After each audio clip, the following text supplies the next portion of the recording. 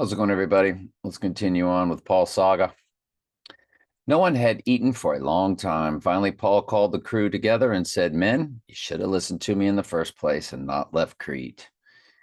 You would have avoided all this damage and loss, but take courage. None of you are going to lose your lives, even though the ship will go down." So he's just constantly in this supernatural time. Anytime you're living in the Bible in real time, the earth is supernatural.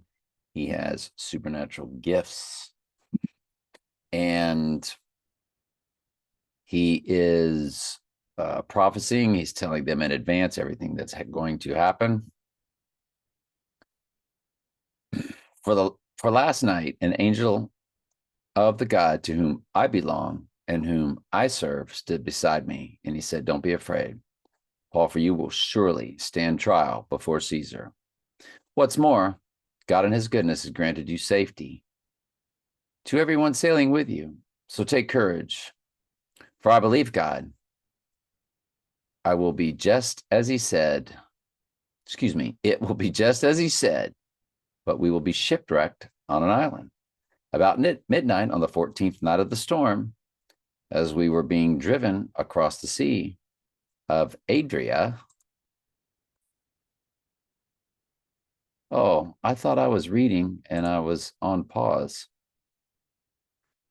"The sailors sensed that land was near. They dropped weighted line and found the water to be 120 feet deep. Then a little later, it was 90 feet deep. At this rate, they were afraid that soon they'd be driven against the rocks of the shore, so they threw out 4 anchors on the back of the ship and prayed for daylight.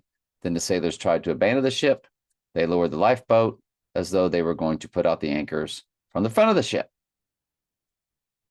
All right, let's continue on in Revelation. We begin chapter 11, verses 1 through 7. "And there was given me a reed like unto a rod, and the angel stood, saying, Rise and measure the temple of the God and of the altar, and them that worship therein.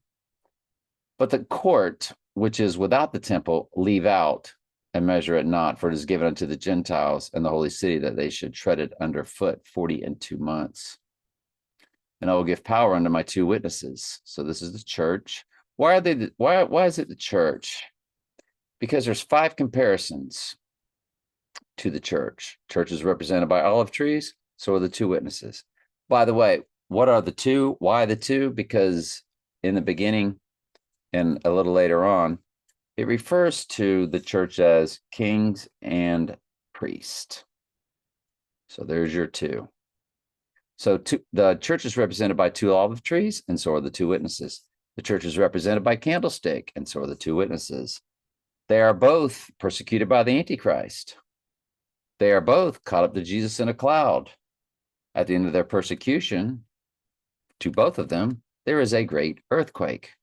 So I believe the 2 witnesses are the church, and it clearly states that the Great Tribulation is 3.5 days. It's supposed to be 3.5 years, but Jesus said he cuts those days short. And that's how and why it turns into 3.5 days, because it's total human body possession by all goats who greatly outnumber the sheep.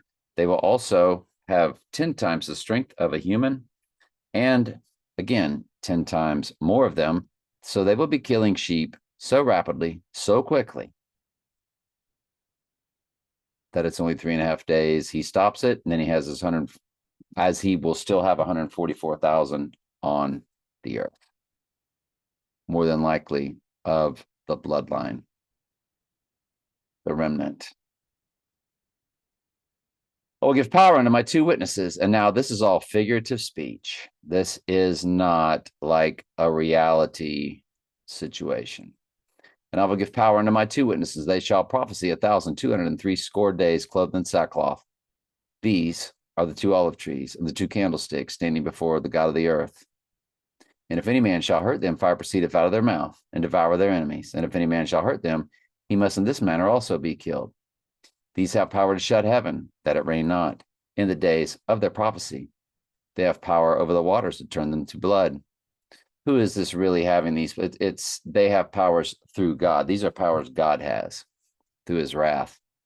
"And to smite the earth with all plagues as often as they will.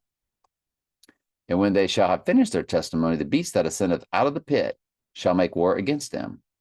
Who does the Antichrist make war against? So there's your 6th comparison. No, I said that to fit both persecuted by the Antichrist. So in Daniel 7:21 and then 7:25 shall make war with the saints, and then says shall wear out the saints of the Most High. So yeah, I'm sorry, it's one of the five. Shall make war against them and shall overcome them and kill them. So making war is Daniel 7:21 and shall overcome them is Daniel 7:25. Again, Daniel 7:21 shall make war with the saints. Daniel 7:25 shall wear out the saints of the Most High. These match Trump Tower's five multiple addresses of 721 through 725 Fifth Avenue. It's five multiple addresses because it encompasses Daniel 7:21 through 7:25, where the Antichrist is referred to as a horn. And Jesus said he would be here in his own name, and a trump is a horn, isn't it? Yes, it is. Glad you're here. I love you very much. Ask questions anytime. That's what I'm here for.